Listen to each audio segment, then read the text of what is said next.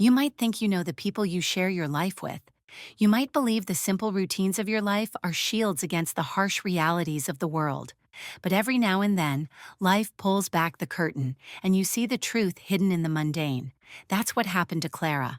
Every single morning, Clara and her 5-year-old son, Ethan, would walk his father, Marcus, to the commuter train station. It was a sweet, predictable ritual that grounded their mornings. Marcus would give Ethan a high five and Clara a quick kiss, then disappear into the rush of the city.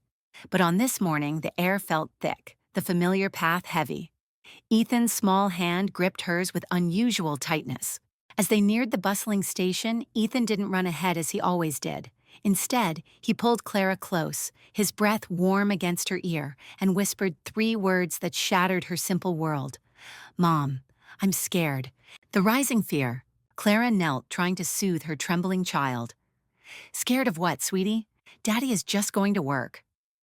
But Ethan shook his head, his wide blue eyes filled with a fear that was too deep for a 5-year-old. "Last night," he whispered, "I heard Dad talking on the phone. He said things about us, Mom. He said we can't come back home." The words hit Clara like a physical blow.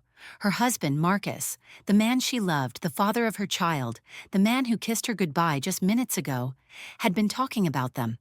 And why could they not go back home? The question hung heavy and cold between them. The memory of the past night rushed back to her. Marcus had been on a late call, locking himself in the study. She had shrugged it off, attributing it to the stress of his high-pressure job in finance. But now, filtered through the terrified innocence of her son, the memory was menacing. Clara knew something was deeply, terribly wrong. Her heart hammered against her ribs. That feeling, that cold knot of panic in her stomach, wasn't just fear. It was the sudden, sharp realization that the ground she stood on, her home, her marriage, her sense of safety, was not real. She felt the immediate surge of 2 powerful emotions, the protective fury of a mother and the gut-wrenching betrayal of a wife. She glanced at the station entrance.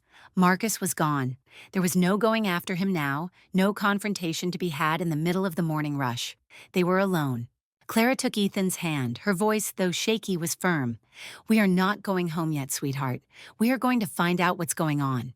Frightened, she and Ethan did the one thing that felt right in that moment of utter chaos. They retreated. They hid behind the large oak tree at the corner of their street, watching their own front door. They were spies in their own lives, waiting for a revelation that would either confirm her worst fears or mercifully prove them wrong. Clara knew she was sacrificing her own pride, but sometimes, as you know, sister, you have to sacrifice your dignity to protect your child, your home, your very life. And then she saw it. Clara and Ethan crouched low behind the thick trunk of the oak tree. The gentle morning sounds of the neighborhood now seemed amplified, threatening to expose them.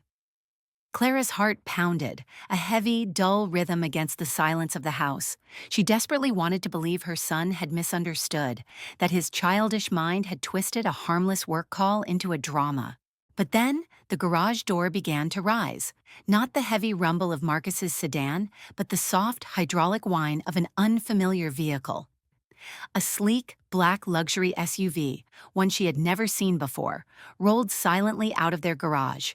And at the wheel was Marcus. This was the first tremor of the earth shifting beneath her feet. Marcus always drove his mid-range silver car to the station. He had just walked to the station. Why was he driving now? He stopped the SUV at the end of the driveway, glanced quickly up and down the street, and then slowly, a figure emerged from the passenger side. It wasn't a man, it was a woman. She was stunning. Her hair was pulled back in a sharp professional ponytail, and she wore a tailored suit that screamed of expense and sophistication. A sophistication Clara had long traded for comfort and motherhood. Clara felt a sickening lurch in her stomach, betrayal. It was the oldest story in the book, and she was the cliché victim standing under the oak tree.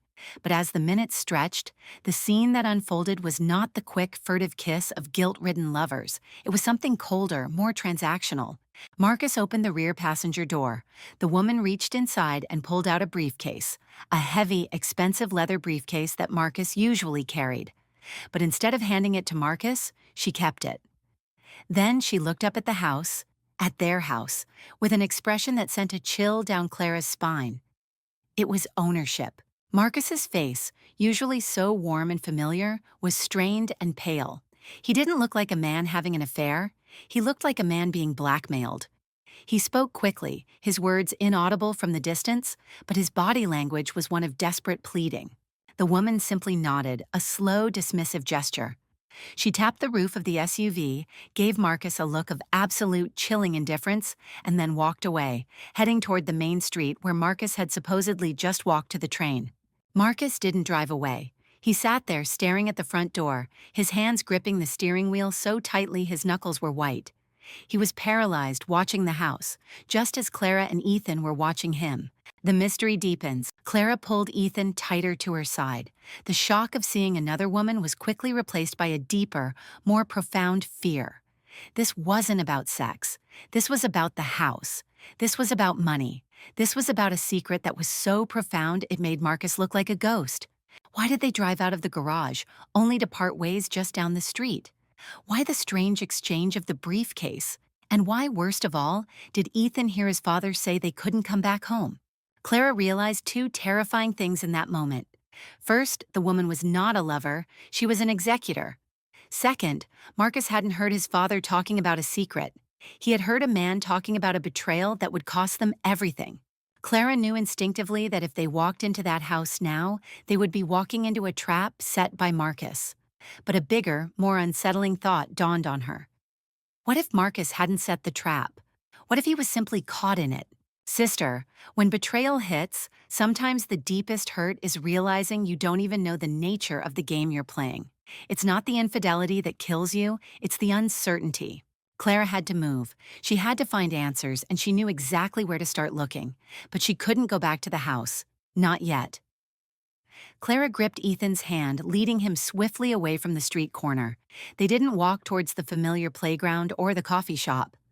Clara steered them straight to Aunt Vivian's, her oldest and most trusted friend, who lived just 2 blocks away. Aunt Vivian's house had a side entrance and a large, welcoming garden where Ethan could safely play, blissfully unaware of the turmoil that had just erupted in his parents' lives. Aunt Viv is a safe harbor, my darling, Clara whispered, pressing a kiss to her son's forehead. You play with her puppy buddy, and don't you worry about a thing. Once Ethan was settled, Clara locked herself in the guest room, her mind racing. She was operating on pure adrenaline and the maternal instinct to protect. She knew she had to get back to the house, but she needed a distraction, an opening, and she needed to know what was inside that leather briefcase, the briefcase the stranger had taken. She pulled out her phone, her fingers trembling as she scrolled to Marcus's contact. She couldn't call him and confront him. That would ruin everything. She needed to be subtle. She sent a simple, innocent text. Did you leave your lunch at home, honey? Just checking. Love you. The reply was instantaneous. Shoot, yes. Huge meeting today, can't come back. Don't worry about it. See you tonight. Love you too. The text message, so normal, so mundane, was the final confirmation of his betrayal. He was lying. He was still sitting outside the house just 10 minutes ago, watching. He was expecting something or someone. The lie was the distraction Clara needed. The return to the scene. Clara took the back alleys, moving with the quiet precision of a secret agent. She circled the block and approached their house from the rear garden gate. She didn't want to alert Marcus, who might still be parked out front in that sinister black SUV. She slipped silently into the house through the back door. The house felt alien, quiet, oppressive. It was a space full of ghosts and secrets. The air was heavy with the absence of the truth. She crept to the window and saw the black SUV slowly pull away, finally leaving the street. Marcus was gone. Clara knew the secret would be hidden in the place Marcus considered safest. His study, the room where he had taken the late-night call. She rushed to the study. It was a world away from the bright, comfortable living room. Dark wood, heavy curtains, and shelves filled with financial books and framed degrees. Everything in the room spoke of control, success, and security, a mask she now saw clearly. Clara began her frantic search. The desk drawers were locked. She checked the coat closet. Nothing. Then, her eye caught a peculiar detail. The family portrait on the wall, a picture taken just last summer, was slightly ajar. She reached out and pulled the heavy frame. Behind it, concealed in the drywall, was a small, heavy safe. You see, sister, the betrayals in life are rarely loud and dramatic. They are often hidden behind the most obvious and beloved things: the family photo, the routine of a morning kiss. It's the sheer normalcy that makes the discovery so devastating. The code. Clara knew the code immediately. Marcus had always used the same four numbers for everything. Ethan's birthday. It was a testament to his love for his son, a small act of devotion. With shaking hands, Clara keyed in the date. The lock clicked, and the small safe door swung open. Inside, there was no money, no hidden jewelry, and no love letters. There were only three items: a thick legal envelope marked Last Will and Testament, Original. A stack of Marcus's business cards, all with a new logo Clara had never seen. A single chilling photo of the strange woman from the SUV standing in front of their own house with a bold, printed logo across the bottom corner that read, Foreclosure Agency. Clara sank onto the plush leather chair, the heavy legal envelope and the chilling photograph of the stranger holding her house hostage slipping from her numb fingers. The picture wasn't an ordinary snapshot. It was a professional, cold-hearted document. The woman wasn't a lover or an accomplice in a debt scheme. The woman, Clara realized with a terrifying finality, was the buyer. The house was not merely being lost, it had already been sold. The shock gave way to a cold, hard clarity. This was why Ethan had heard Marcus say they couldn't go home. Marcus hadn't meant it as an immediate command. He was talking about the end of the line. He had been making arrangements to move them out, possibly without telling her the brutal truth. Clara picked up the last will and testament. Her fingers tore at the seal. She knew reading this document, usually reserved for tragedy, would reveal the depth of Marcus's fear and the extent of his betrayal, or perhaps his desperate act of protection. The will was short, drawn up just 2 weeks ago. It named Clara as the sole beneficiary of his life insurance and retirement funds, explicitly excluding any property tied to his business dealings. But the most alarming clause was near the end. It named the woman from the photograph, Ms. Serena Vance, as the executor of his estate and, more critically, the temporary guardian of Ethan should both parents be incapacitated. Clara reread the lines, her blood turning to ice.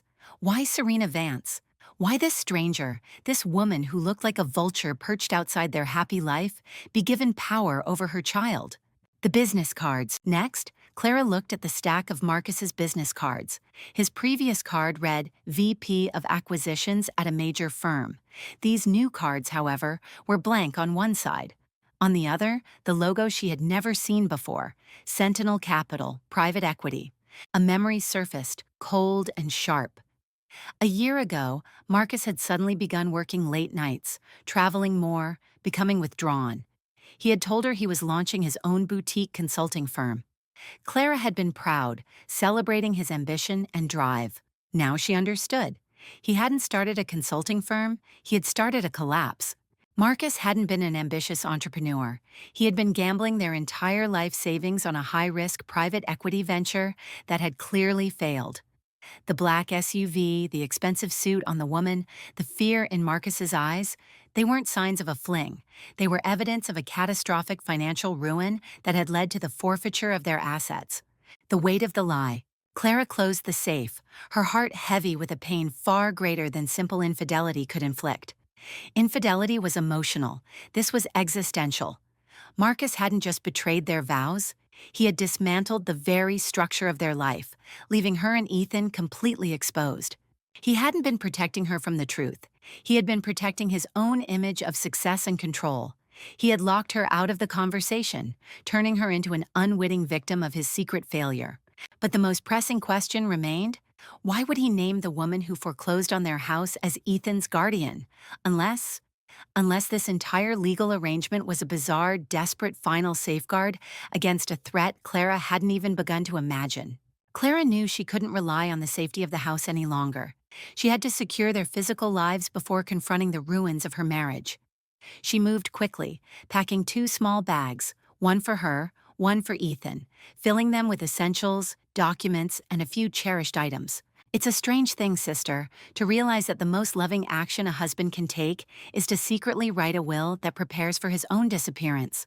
But the true act of love is also the most devastating act of deception. She had to see Marcus, not at the station, not in their doomed home, but in a neutral space where the drama could not follow them. Clara took the train to the city, leaving Ethan safe at Aunt Vivian's. She texted Marcus, demanding to meet him at the city park's fountain near his supposed office building. Marcus, relieved that she hadn't mentioned the house or the SUV, agreed immediately, eager to maintain his facade of normalcy. When Clara found him, Marcus was waiting, fidgeting with his expensive tie. He looked relieved to see her, a small, tired smile on his face. He looked every bit the successful businessman on a lunch break. But Clara saw the ghost in his eyes, the man who had lost everything. "Clara, honey, I'm so sorry about the lunch," he started, reaching for her hand. Clara pulled back, holding up the photograph of Ms. Serena Vance in front of their house. "Don't.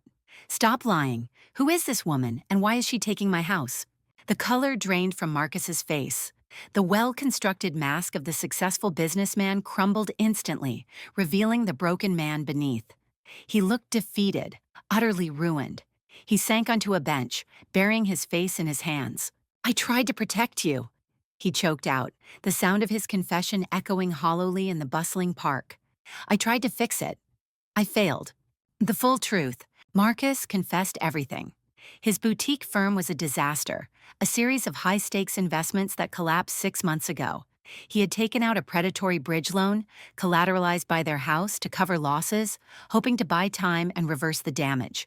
The woman, Serena Vance, was not a buyer. She was the legal representative of the predatory lender. She wasn't having an affair with him. She was extracting the final pieces of their collapsed empire. The black SUV was a company car, and the briefcase she took contained the final signed documentation for the seizure of the house. "The loan went into default last night," Marcus whispered, the tears streaming down his face. "Ethan wasn't wrong. I was on the phone with the lawyer, making the final arrangements. I said we can't go back home because the house is officially theirs now. We have until the end of the week to vacate." The guardian clause, the final twist. Clara, though devastated, had one question left. "Why did you name her as Ethan's temporary guardian in your will?" Marcus looked up, his eyes wide with a desperate fear. "Because of the debt, Clara. The firm I invested in was heavily leveraged against a dangerous, powerful man. When it collapsed, that man threatened me. Not physically, but legally. He vowed to take everything, not just our money, but my ability to provide for Ethan, or worse, to drag my name and Ethan's future into the legal mud." He pointed to the new business card. "Sentinel Capital. It's an anonymous shell company. I was hoping to disappear into it to buy time. Serena Vance," he explained, "is ruthless, but she's legal. She knows the law." The only way to shield Ethan's inheritance, the life insurance policy that is still intact, was to put a neutral, untouchable party as the executor. "I paid Serena a hefty final fee to act as a legal firewall, to ensure that the powerful man threatening us could never touch Ethan's trust fund, claiming it as a business asset. She's protecting the money, not our son, but in doing so, she's protecting his future from the debts I created. The hardest truth, sister, is that sometimes the most cold-hearted actions are driven by a twisted form of love." Marcus's betrayal was rooted in fear, not in malice. Resolution. Clara looked at the broken man on the bench. The foundation of their marriage was gone, but the man she loved, the man who was Ethan's father, was still there, trapped in a disaster he had created. "The house is gone," Clara said softly, the realization settling over her like a shroud. "But we are not. You should have told me." Marcus could only nod, his shoulders shaking with silent sobs. Clara stood up, putting the will and the photograph back into her bag. "You will go straight to Aunt Vivian's. You will wait there. You will tell Ethan you love him. And then you will explain everything to me without any more lies. We lost the house, but we will not lose the family." She didn't forgive him. Not yet. But in that moment, she chose to face the ruins with him. They had lost their home, but in the heart of that betrayal, they found a fragile, terrifying chance to build a new truth, on a foundation of honesty and necessity, at a crossroads they never expected to reach. The drama had ended, but the struggle for rebuilding had just begun. And so, my dear friends, that is the story of Clara, Marcus, and the small, frightened whisper of a 5-year-old that uncovered a devastating secret. Clara and Marcus lost their beautiful house, the one filled with memories, the one they thought was their rock. It was a ruin built on lies and fear. Marcus, the man who valued his image of success over the truth, had to face the ultimate defeat. He had to face his wife and confess not a fleeting infidelity, but a massive, catastrophic failure that had cost them their home and their security. But here is where the deeper story begins, the one we all need to remember when the walls of our own lives start to crumble. When Clara saw the terrifying truth that the woman, Serena Vance, was a ruthless legal entity and not a secret lover, the nature of her pain changed. The agony of a broken heart was replaced by the cold necessity of survival. She realized that Marcus's ultimate, desperate act of protection, though misguided and wrapped in a web of deceit, showed that he had been fighting, in his own failed way, to secure their son's future. You see, sister, the most important moments of our lives are often not when we stand victorious, but when we stand in the rubble and decide what we will carry forward and what we will leave behind. Clara decided to carry forward the truth and the family, but leave the lie and the house. The power of truth and forgiveness. Clara's choice was not forgiveness in that park. It was a profound act of courage and commitment. She chose to deal with the debt and the loss alongside the man who had caused it, rather than letting the failure destroy him completely and leaving her alone to pick up the pieces. The fear in that little boy's whisper became the catalyst for their resurrection. The loss of their physical home forced them to confront the true foundation of their family: honesty and unconditional love. They had to rebuild their lives, starting from Aunt Vivian's guest room, with nothing but their son, Marcus's tarnished love, and Clara's unwavering strength. This story reminds us of three profound truths. Fear is the silent killer of relationships. Marcus's fear of failure led to his deceit, and that lie nearly destroyed his family. In your own life, darling, if you are afraid, please speak your truth. The truth is always less destructive than the lie. The love of a parent is the most powerful force. Marcus, in his own twisted way, used a legal system he knew to create a legal firewall around his son's inheritance. He prioritized Ethan's future above his own need to save face. Home is not a structure, it is a choice. They had to leave the house, but they chose not to leave the family. That choice, to stay and fight the financial ruin together, is the true meaning of a successful marriage. So when your own struggles feel too heavy, remember Clara. Remember the whispered truth of a child and the courage it took for a woman to turn and face the wreckage of her life. If this story touched your heart, please don't forget to give it a little thumbs up and share it with someone who needs a reminder that the strongest foundations are often rebuilt from the ground up. And tell me in the comments, if you were Clara, would you have chosen to walk away and protect your pride or stay and fight the financial ruin alongside Marcus? Join me next time on Aunt Cora's Porch for another story that'll stay with you long after it ends.